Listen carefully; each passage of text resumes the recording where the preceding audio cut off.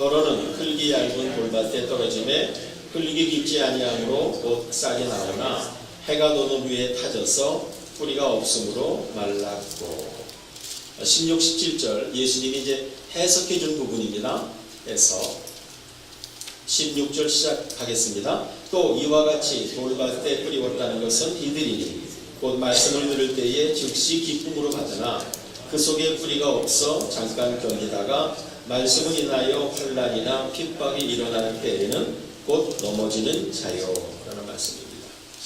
오늘 이 돌밭이라는 제목으로 하나님의 말씀을 들을 때에 성령님께서 여러분의 마음에 은혜 주시고 또 깨달음과 지혜의 시간이 되기를 주님의 이름으로 축원합니다. 예수님에게 천국 복음을 듣기 위하여 많은 사람들이 모여들었습니다. 지난주에 우리가 봤습니다만 예수님께서는 호숫가의 배 위에 마치 설교단처럼 거기 앉아 계시고 많은 무리들을 바닷가의 사람들을 보면서 말씀을 하셨던 겁니다. 우리가 잘 아는 씨 뿌리는 비유가 바로 어제서부터 시작된 그런 본문입니다. 씨는 네 가지 밭에 떨어졌다고 예수님 말씀하셨습니다. 첫째 밭은 어떤 밭? 지난주에 길가, 오늘이 돌밭, 세 번째는 가시떨기에 떨어집니다. 네 번째는 좋은 땅 혹은 옥토라고 우리 알고 있죠? 거기에 떨어졌습니다. 우리는 지난주에 길가에 대한 말씀을 들었습니다. 오늘은 돌밭에 대하여 살펴보고자 합니다. 본문 5절과 6절 여러분이 읽으셨습니다만 제가 다시 한번 읽도록 하겠습니다. 더러는 흙이 얇은 돌밭에 떨어짐에, 여기 중요한 단어가 흙이 얇은 돌밭에 떨어졌다. 그 다음에 그 흙에 대한 설명이 나오죠. 예수님이 흙이 깊지 아니함으로 곧 싹이 나왔다. 그러나 6절에 해가 돋은 후에 터져서가 아니라 타져서 햇빛에 마른 거예요. 타지는 거예요. 그리고 뿌리가 없으므로 말랐다라고 하는 것입니다.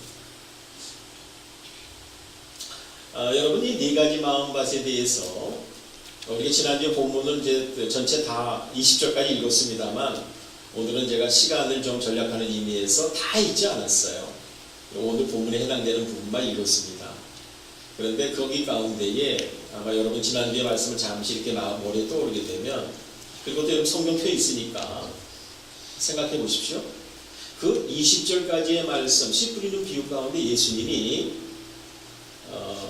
너희가 이렇게 하라 라고 하는 명령 형태로 말씀하신 것을 찾을 수가 없어요. 이 씨 뿌리는 비유 가운데는 예수님이 명령 형태로 뭐뭐 하라고 하는 말씀을 안 하셨습니다. 그런데 한 가지 우리가 주목해 봐야 될 말씀은 하나 하셨어요. 그게 뭐냐면 그냥 따라 하십시오. 귀 있는 자는 들을지어라. 네. 그러니까 뭐뭐 하라, 너희는 좋은 땅이 되라 라고는 말씀 안 하셨어요. 근데 귀 있는 자는 들을지어다. 여러분 예수님이 그 바닷가에서 배 위에서 말씀을 전하지만 여기 듣고 있는 이스라엘 백성들 가운데 양쪽 귀가 없는 사람이 없죠. 오늘도 우리 EBM에 나오신 여러 성도님들의 양 귀가 없는 분이 없어요. 조금 귀가 이렇게 좀 다른 사람 젊었을 때보다도 이 청력이 떨어지는 건 있지만, 그렇죠? 거기 앉아있는 사람 가운데도 청력이 떨어지는 분들도 있었을 거고요. 이스라엘 백성들 가운데도. 그러나 양쪽 귀는 다 있다고. 근데 들을 귀가 있는 자는 들으라고 말씀합니다. 이것이 비유를 마시는 예수님은 말씀이었던 거예요. 그 말은 무슨 말일까요? 여러분 귀가 다 있다고 해서 이 말씀을 알고 깨닫고 듣는 거가 아니라는 뜻이 아니겠습니까? 그리고 들을 귀가 복된 귀라고 하는 말씀 아니겠습니까? 또 한 가지는 그것을 우리에게 적용한다고 할 것 같으면 내가 두 귀가 정말 열리고 듣는 귀가 되어서 여기서 지혜를 깨달으라 라고 하는 말씀으로 받아들이는 것이 좋을 것입니다. 자, 그럼 이제 이 돌밭은 어떤 마음일까요? 여러분 보십시오. 돌밭은 어떤 다른 데 가게 되면 애틀란타에 라키 마운트라는 데가 있어요.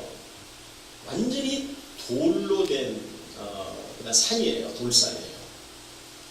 이 이스라엘 농토 가운데의 라키 마운트 같은 데를 의미하는 게 아닙니다. 전체가 돌밭인 걸 얘기하는 게 아니에요. 단단한 이 반석 같은 돌이 아니에요. 그게 아니고 어느 일부의 한쪽에는 바로 이 돌밭인데 돌밭이 흙이 얇고 얼마나 되는지 모르겠어요. 뭐 제가 이만큼 표현합니다만 꼭 이만큼도 아니고요. 어쨌든 흙이 얇은 거예요. 깊어야 되는데 그렇지가 않고 얇은 거예요. 그 밑에는 돌이 라키 마운틴 같이 되어 있는 게 아니고 돌들이 많은 거예요. 그러면 여러분 비가 한번 오면은 이 물기와 수분이 있지 않습니까? 그 물기와 수분을 이 흙이 얇기 때문에 여기 홀도 할 수가 없어요. 그리고 밑에 돌들이 많기 때문에 그냥 물이 쭉 빠지는 거예요. 쭉 빠진 상황이에요. 이것이 바로 누가복음이라든가 마태복음에 있는 본문들을 가만히 면밀히 살펴보게 되면 거기는 수분이라는 말씀도 나오고 물기라는 단어도 나와요. 예수님이 주신 말씀 가운데. 오늘 본문에는 없습니다만 이렇게 지금 그런 상황인 거예요. 자, 이 돌밭은 그러면 어떤 마음을 얘기하는가? 이것이 이겁니다. 얄팍한 마음이라고 명명할 수가 있는 거예요. 영어로 말하게 되면 shallow mind라고 표현할 수 있겠죠. 얄팍한 마음. 금방 더워졌다가 금방 식는 마음을 말합니다. 이것은 뿌리가 약한 신앙을 말합니다. 뿌리가 약하다. 그리고 뿌리가 약한 신앙의 마음 상태를 의미합니다. 어떤 분이 이런 것에 대해서 이렇게 표현하는 걸 제가 한번 들었어요. 냄비 같은 신앙이다. 여러분 아시죠? 여러분 물 냄비에다 끓이게 되면 그 냄비는 아주 얇잖아요. 금방 물이 잘 끓어요. 근데 식는 것도 금방 식습니다. 냄비 같은 신앙을 얘기하면서 또 어떤 분은 뭐라고 얘기하냐면 그거에 약간 대조가 되는 것으로서 가마솥 같은 신앙도 있다라고 얘기하는 거예요. 시골에서 이렇게 군불을 때우고 그러잖아요. 가마솥을 이렇게 때우는데 이 밥 짓고 이런 시간도 걸려요. 그런데 이게 식는 것도 그렇게 금방 안 식습니다. 신앙의 대조를 이렇게 말하고 있습니다. 여러분 아마 이렇게 생각할 수 있을 거예요. 얄팍한 마음이라고 하는 것은, 얄팍한 신앙이라고 하는 것은 예수님 믿은 지 얼마 안 된 사람이 그런 신앙을 갖겠구나라고 얘기할 수 있을 거예요. 예, 어느 일면은 맞습니다. 그런데 신앙생활을 5년하고 10년하고 15년 하고 지금까지 예수 믿은 지 모태신앙서부터 지금까지 했다 하더라도 우리의 마음밭의 상태가 어떻게 해요? 상황에 따라, 형편에 따라서 이제 자주 흔들리고 그 다음에 신앙도 흔들리는 그런 경우가 아주 많습니다. 또 어떤 사람 보게 되면 이 얄팍한 신앙의 그 범주, 카테고리 가운데 들어가는 분을 보게 되면 이렇게 했어요. 매우 감정적인 신앙생활을 한다라고 말할 수 있습니다. 이거예요. 잘 들어보십시오. 우리에게 적용합시다. 나에게 스스로가. 내가 기분이 좋고 일이 잘 풀리잖아요. 내가 기분이 좋고 일이 잘 풀리게 되면 내가 믿음 생활을 상당히 괜찮게 하고 있구나라고 느껴요. 그런데 내 일이 잘 안 풀리고 내가 기분이 우울해지고 슬퍼지고 뭔가 이렇게 좀 이렇게 프레셔를 받고 어렵고 이렇게 되게 되면 내 신앙생활이 내 기분과 감정에 따라서 함께 다운된다는 걸 느끼는 거예요. 신앙이라고 하는 것을 하나님의 말씀과의 진리, 영원 불변한 하나님의 말씀과의 진리에 거기다 딱 이거 훅 한다고 그럴까요? 이게 딱 걸어놓는 것이 소망의 낫을 거기다 걸어놓는 것이 아니고 어떻게 합니까? 내 감정과 내 기분에다가 탁 걸어놓는 거예요. 그러니까 내 감정이 업되면 내 신앙도 업되는 것 같고 내 감정이 다운되면 이 신앙도 다운된다고 느끼는 그런 신앙생활. 그래서 업 없다. 이것이 아주 자주 나타나는. 또 여러분 없을 수는 없습니다. 절대로. 기억하세요? 정말 성인이 되고 성자가 돼서 업다운 없이 사도 바울이 아무리 어려운 일을 당하는데 그 뒤에 삶 보게 되면 하늘나라 향하여 그냥 꾸준하게 올라가는 이런 이 수직 로켓 같이 올라가는 건 아닙니다만 꾸준하게 올라가는 그런 신앙을 우리는 봐요. 그런데 우리도 이 꾸준하게 올라가는 신앙을 갖지만 어떻게 약간의 업다운이 있을 수 있다고요. 그거는 목사님도 그렇고 장로님도 그렇고 어느 직분의 사람들도 그럴 수는 있어요. 그럴 수는 있는 거예요. 그러나 방향은 어떻게 합니까? 늘 하나님을 향하여 저 높은 곳을 향하여 꾸준하게 올라가는 거예요. 그런데 그렇지 않은 사람의 경우는 어떻게 이게 커요. 이 웨이브가 커요. 그리고 또 올라가야 되는데 어떤 사람은 이게 하강 곡선을 누리는 거예요. 옛날에 신앙생활 오래 잘했는데 하면 할수록 자꾸 업다운하면서 내려가는 거예요. 여러분 무슨 말인지 이해가 되시죠? 자, 오늘 예수님께서 이 돌밭의 비유에서 어떻게 해석을 해주셨나요? 16, 17절 잘 보십시오. 들어보세요. 또 이와 같이 돌밭에 뿌리웠다고 하는 것은 이런 사람들이다. 곧 이 씨앗이 떨어졌고 말씀을 들었을 때 즉시로 아주 기쁨으로 받는다. 그러나 받는 것까지 잘했어요. 그러나 17절 그 속에 뭐가 없어? 뿌리가 없어. 잠깐 견디는 거예요. 잠깐 동안. 그러나 말씀으로 인하여서 환난이 오고 핍박이 오고 때로는 순교가 일어나고 이것을 이제 예수님이 해석한 해석입니다만 오늘날 해석으로 보게 되면 고난이 오고 어려움이 오고 건강에 문제가 생기고 자식들이 문제가 생기고 가족 안에 어려움이 있고 또 우리 교회라는 공동체 안에도 때로는 어려움이 오고 뭐 이런 뭐 비바람이 불고 뭐 눈소리가 치고 뭐 이런 상황이 됐었을 때 어떻게 해요? 그냥 fall down 넘어지는 날. 여러분 혹시 기억할지 모르겠습니다만 저는 뉴저지에 살다가 오지 않았습니까? 그렇기 때문에 뉴저지에서 있었던 허리케인 샌디는 참 잊어지지 않는 사건입니다. 근데 제 아들이 그 샌디 때 이렇게 그 디지털 카메라로 찍어가지고 저한테 보내왔던 몇 장의 사진들이 있었는데 그 사진 가운데 보게 되면 나무들이 그냥 확 넘어진 모습들을 찍었더라고요. 그런데 대부분이 많은 나무들은 그 허리케인이 와도 견뎠어요. 그런데요, 나무가 넘어졌는데 속이 겉껍질은 이렇게 있는데 속이 다 빈 거예요. 나무들 넘어진 나무들 보면 속이 비거나 그리고 그것도 깨지고요. 땅 하고 뒷부분 깨지고 그 다음에 뿌리가 약한 거예요. 그래서 금방 넘어져서 뿌리째 드러내 보이는 거예요. 여러분 환난이나 핍박이 일어날 때 넘어지는 자의 모습이 오늘 설교를 준비하는데 저는 바로 그 영상, 그 사진이 떠오르는 거예요. 이와 같은 얄팍한 마음의 신앙 혹은 이런 형태를 성경에서 어디서 찾아볼 수 있을까요? 여러분에게 두 군데를 소개하고 싶습니다. 하나는 광야 생활을 하는 이스라엘 백성들의 모습에서 찾아봅니다. 이스라엘 백성들은 바로로 말미암아 430년 동안 노예 생활을 했습니다.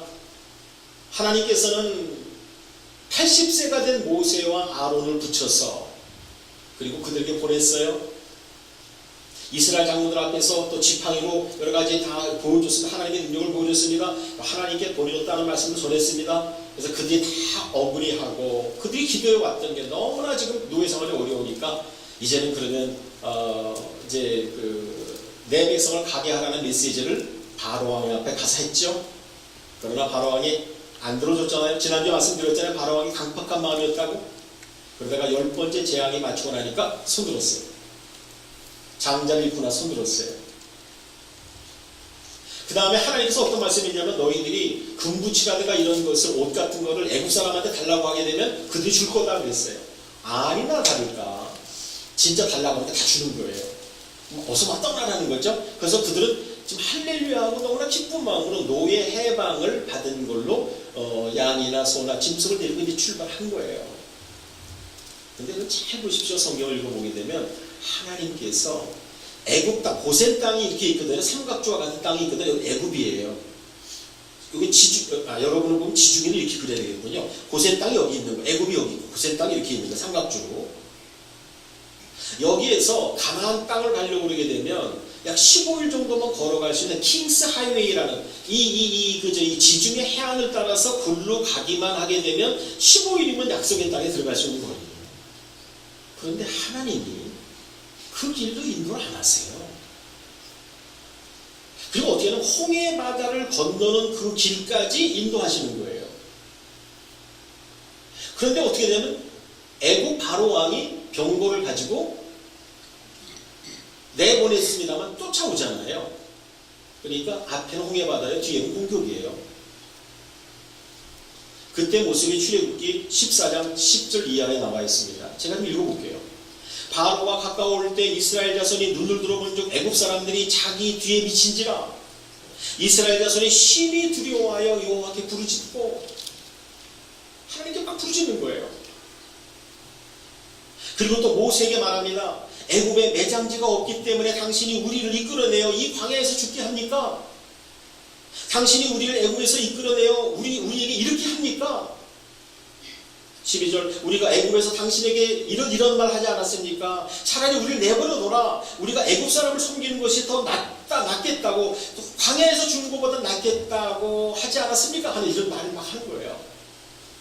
하나님이 주도권을 가지고 그들을 이끌고 이스라엘 백성을 이끌고 가나안 땅으로 가려고 하는 그런 계획임에도 불구하고 이들은 어떻게 하나님께는 막 죽겠다고 하고 난 다음에 모세에게 막 퍼붓는 거예요. 이런 상황에서 마음이 흔들리지 않았던 지도자 모세가 그들에게 하는 말이 있습니다. 여러분 한번 따라 하시겠어요? 하나님 앞에 다시 크게 하나님 앞에 잠잠하라. 그 다음에 하는 말이 가만히 있어. 하나님이 역사하시는 것을 보라고 하는 거예요. 이게 믿음의 사람의 말이에요.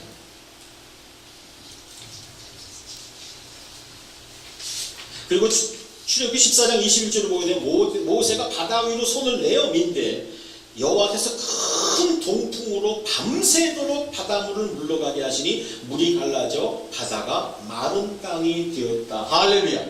이런 일이 벌어집니다. 여러분 이 홍해바다 갈라진 사건을 믿습니까? 믿으면 아멘 크게 하세요. 믿습니까? 믿습니까?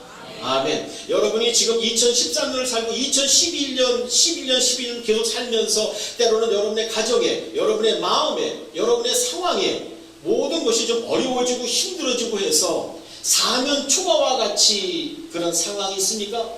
오도 가도 못하는 그런 것에 내가 지금 걸려있다고 생각합니까? 나는 그때 여러분이 하나님을 바라보기를 주의 이름으로 축복합니다. 그럼 하나님을 여러분 바라보면 나의 도움이 어디서 올 거라고 하나님 바라보고 기도하고 울부짖으면 하나님께서는 여러분 앞에 앞뒤에 홍해바다 갈라지듯 길을 열어 주시는 거예요. 그게 하나님의 역사예요. 그래서 그들은 마른 땅을 걷는 것처럼 건너왔어요. 애국 군대는 어떻게 했습니까? 여러분 알죠? 다 몰수하고 말았어요. 이스라엘 백성은 놀라서 기뻐했습니다. 사도행전 출애굽기 15장에 보게 되면 아까 14장에 그런 사건이 있었잖아요. 15장에 보게 되면 모세와 백성들이 하나님께 찬양하는 노래가 있어요. 거기에 미리암이 소고를 들고 아주 그냥 요즘의 경배와 찬양팀에 댄스하는 것처럼 이스라엘 백성들 앞에서 기뻐하고 찬양하고 하나님께 그냥 할렐루야는 노래 불렀단 말이에요. 애국 군대 죽는 것까지 다 보고 홍해바다 갈라지는 거 보고 그런지 한 달이 안 돼요. 그들이 어디에 도착했습니까? 마라라고 하는 곳에 도착을 했어요. 가보니까 수르바니아에 와보니까 마실 물이 없는 거예요. 이스라엘 백성들은 다시 원망과 불평과 탓을 손가락질하기 시작했습니다. 여러분 그 사건에 대해서 더 이상 얘기를 안 해도 여러분이 아시잖아요. 조금 어려운 일이 닥치면 원망하고 불평하고, 이전에 하나님께서 주셨던 그 엄청난 구원의 해방, 홍해와 다 갈라짐, 적들의 몰상, 이런 걸 다 봤음에도 불구하고 한 달이 못 되어 그들은 또 원망하고 불평하고 이런 거예요. 바로 이런 모습이 오늘 예수님께서 말씀하셨던 얄팍한 마음, 돌밭이라고 말씀하십니다. 이랬다 저랬다 하지요. 우리는 흔히 이렇게 얘기합니다. 여자가 약하기 때문에 갈대와 같다라고 하는 그런 말을 흔히 해요. 그런데요, 여러분 가만히 보십시오. 여자만 갈대가 아니더라고요. 여러분 결혼생활 해오고 부부가 좀 살고 있는 분 가운데 남편을 가만히 보세요. 여자 입장에서 보게 되면요, 사실은 내가 막 이렇게 흔들려야 되는데 어떤 때 남편이요 그렇게 많이 흔들릴 수가 없어요. 같이 사는 사람 알아요. 조금 좋으면 웃고 조금 나쁘면 금방 입을 삐죽거리고요, 삐지고, 그 다음에 밴댕이 속 받고 뭐 그런 얘기 하잖아요, 그죠? 그 다음에 시험에 아주 금방 빠지고, 그래서 그 입에서 막 원망하고 불평하고, 그래서 부인에게 대하여 어떤 때 너 때문에라고 이렇게 말하지 않나? 여성도 남편 당신 때문이라고 말하지 않나? 이스라엘 백성의 모습이 그랬고요. 말씀 중에서 가만히 묵상하는데 하나님이 또 한 사람을 떠오르게 하시는 거예요. 그 사람의 이름은 여러분이 너무나 잘 아는 요나입니다. 그래서 여러분 한번 손가락으로 하지 말고 손을 이렇게 해서 한번 다 올려보세요. 올려보세요. 요나. 다 같이 요나. 요나. 목사인 저도 그래요. 요나예요. 설교를 준비하면요, 성도들에게만 설교하라고 하나님이 말씀하는 게 아니에요. 설교 준비자는 설교자가 먼저 하나님의 음성을 듣는 거예요. 어떤 때는 설교 이 원고를 들고 올라오고 싶지 않을 때가 있어요. 너무나 성령님이 강력하게 말씀하셨어요. 이게 설교자의 고민이에요. 제가 이 설교자도 부족한 게 많잖아요. 저뿐만 아니라 이 LA나 한국에서 설교하는 목사님들 완벽한 목사님이 어디 있어요. 그러니까 성령님이 지적하는 부분은 부족한 것이라든가 고쳐야 될 부분이라든가 많은 부분을 지적하지 않겠어요. 설교자니까. 하나님 앞에 너무나 부족한 거예요. 죄송하고. 내가 이렇게 못 살면서 이걸 들고 가서 설교를 해야 되니까. 예수님은 그런 갈등 안 하셨을 것 같아요. 왜? 그분은 완전하신 분이에요. Anyway, 이 돌밭 같은 얄팍한 마음이 우리나 어느 직분의 사람이나 다 그럴 수 있다고 하는 말이죠. 요나예요. 하나님은 요나에게 니느웨로 가서 적국의 나라입니다. 가서 회개를 외치라고 말했습니다. 근데 그거 불순종하잖아요. 니느웨는 저쪽 유프라데스 티그리스강 있는 데 쪽이에요. 바벨론이라고 하는데, 그런데 지중해 해안이 있는 타시스로 내려가는 거예요. 그런데 기가 막힌 사실은 타시스에 내려가니까 마침 이게 뭐 일주일에 한 번, 보름에 한 번 가는 큰 배인데 이게 마침 그 배가 있었어요. 여러분, 불순종하러 내려갔는데 마침 배가 있었다고 하는 것은 상당한 의미가 있는 것입니다. 여러분 앞에 모든 일이 착착착 길이 열어진다고 해서 그것이 하나님이 여러분을 축복하는 길이 아니라는 것을 꼭 기억하십시오. 분별해야 될 일이에요. 마침 배가 준비됐어요. 그냥 보통 말로 하게 되면 할렐루야 하면 타겠죠.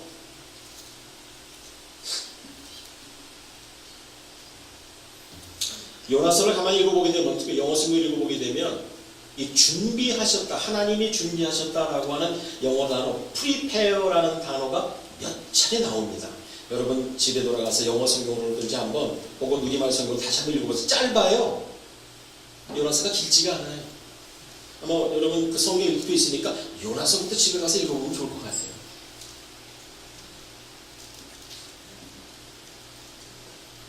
다시스 가는 배 탔습니다. 그런데 하나님께서 어떻게 합니까? 요나서 1장 4절 말씀 잘 들어보세요. 여호와께서 태풍을 바다 위에 내리심에, 큰 바람을 바다 위에 내리심에 바다 가운데 폭풍이 대작하여 배가 거의 깨어지게 된지라. 그런데 그는 어떻게 했습니까? 맨 밑에 내려가서 쿨쿨 잠자고 있잖아요. 위에서는 난리가 났어요. 그 배, 큰 배 타고 가던 사람들이. 나중에 제비 뽑았잖아요. 근데 누가 걸렸어요? 요나가 걸린 거예요. 나를 바다에 던지라고 그런 거예요. 죽을 거 각오한 거예요. 죽겠다는 거예요. 거기까지 여러분, 거기까지 요나가 하나님 살려주세요 라고 하는 그런 말 아니에요. 죽겠다는 거예요. 바다에 던졌습니다. 그런데 거기 보세요. God prepared big fish. 큰 물고기를 하나님 준비해서 그를 삼키게 하는 거예요. 사흘 동안을 바로 그 물고기 뱃속에서 있어요. 그가 한 일은 회개하는 거예요. 그리고 물고기는 어떻게 해요? 물고기라는 잠수함을 타고 니누에 있는 티그리스강 계곡이 있잖아요. 거기 인도양을 지나서 해서 거기까지 물고기가 간 거예요. 하나님의 명령 받았죠. 물고기에게. 물고기는 하나님의 명령을 수행하고 있는 거죠. 그 뱃속에 얼마나 불편했겠어요. 물고기가. 소화는 안 되고. 어쨌든 해서 토해놓지 않습니까?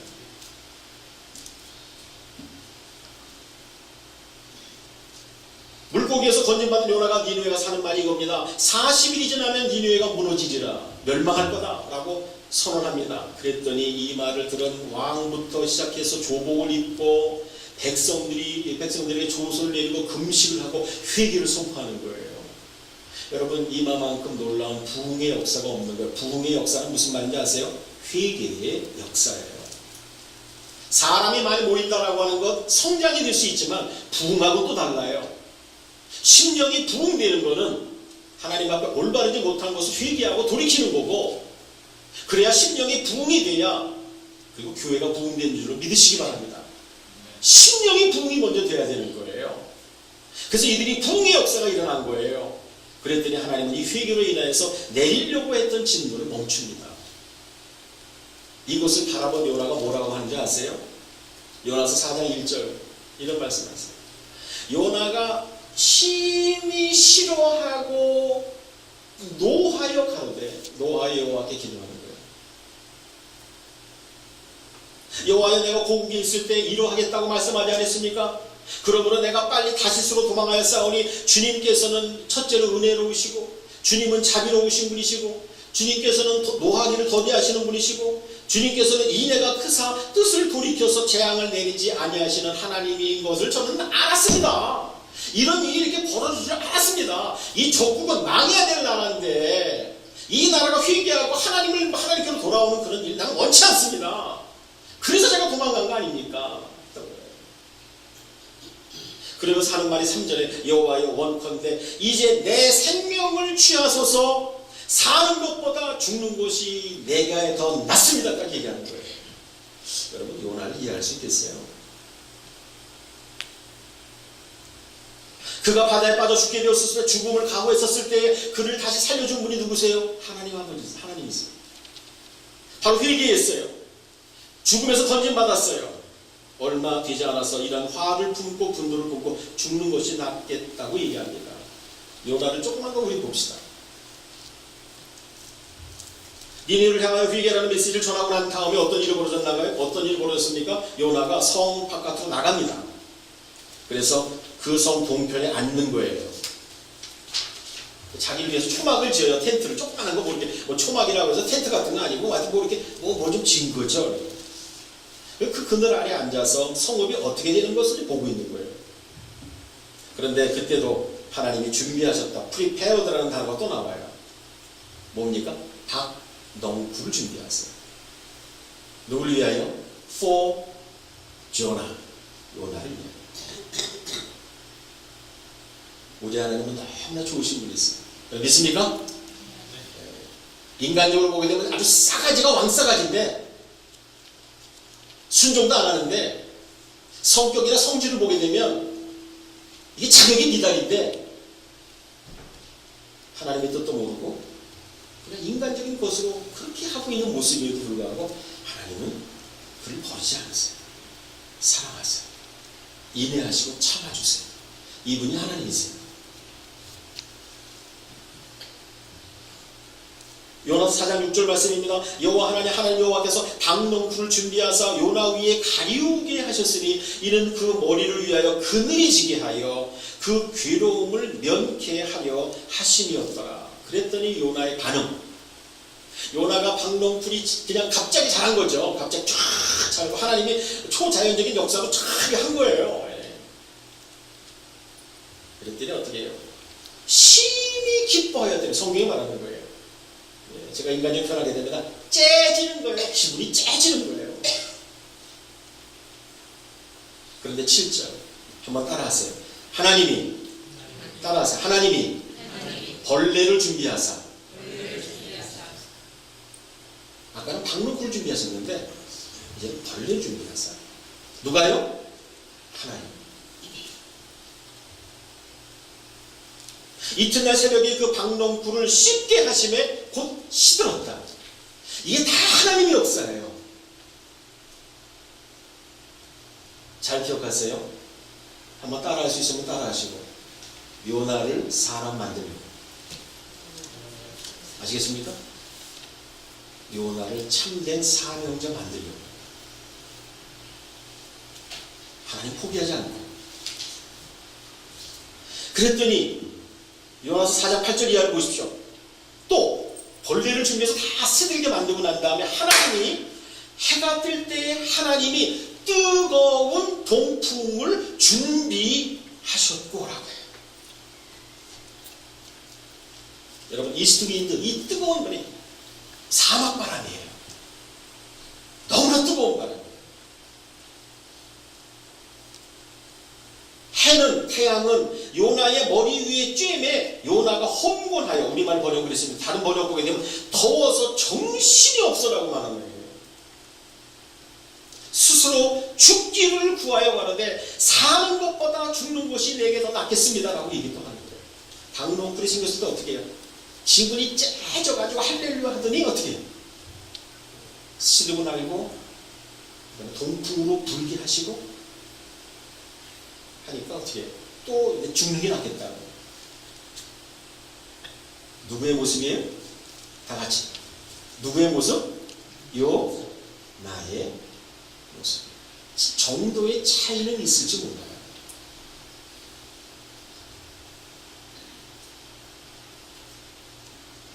그러면서 하나님께서 마지막 부분입니다. 요나서 마지막 부분에 요나야, 네가 이 박농쿨 때문에 성 내는 것이 어떻게 합당하냐? 너 왜 이렇게 화내냐? 이 뜻 아니에요? 그랬더니 그가 이렇게 대답합니다. 내가 성 내어 죽기까지 할지라도 합당합니다.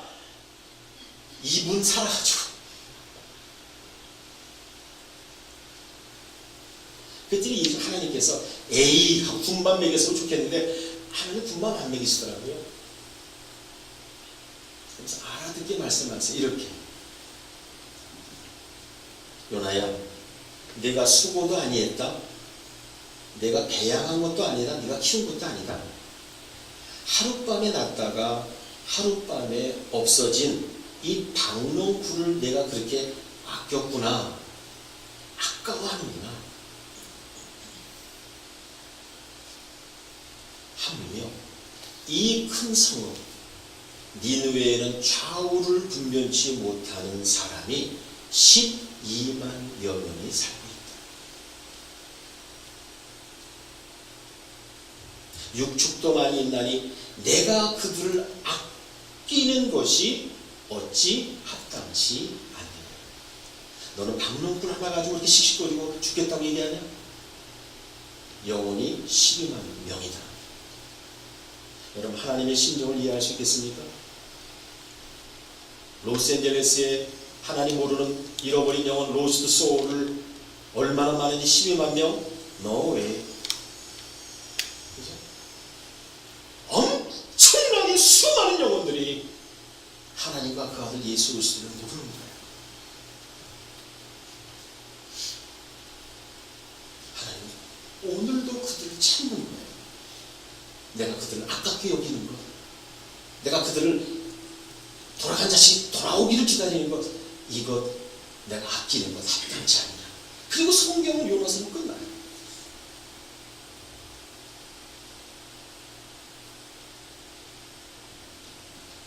어떤 사람을 보게 되면 잘 지내다가 무언가 조금 불편을 느끼게 되면 가족들에게 화를 냅니다. 그래서 주변 사람들은 그 사람의 비유를 마치기에 급급합니다. 변덕이 죽을 끌 듯하기 때문입니다. 요나는 금방 좋아했다가 금방 불평하고 싫어합니다. 이스라엘 백성도 그랬습니다. 여러분, 양박한 마음의 결과에 대해서 예수는 뭐라고 말씀하십니까? 마가복음 4장 17절 말씀. 그 속에 뿌리가 없어 잠깐 견디다가 말씀을 인하여 환난이나 핍박이 일어나는 때는 곧 넘어집니다. 아까도 즉시 하나님의 말씀을 받아 기쁨으로 받았지만 즉시 곧 받은 사람인데 말씀과 환난과 핍박이 일어날 때 어떻게 곧 즉시 넘어집니다.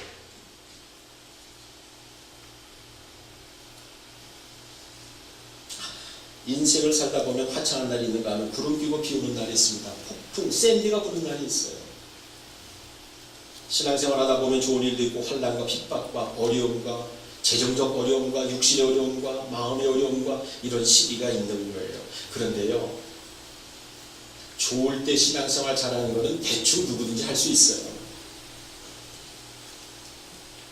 어려움과 역경과 환난과 재정적 압박이 올 때, 그때 신앙이 좋은 사람은 그 사람이 진짜라는 사실이에요.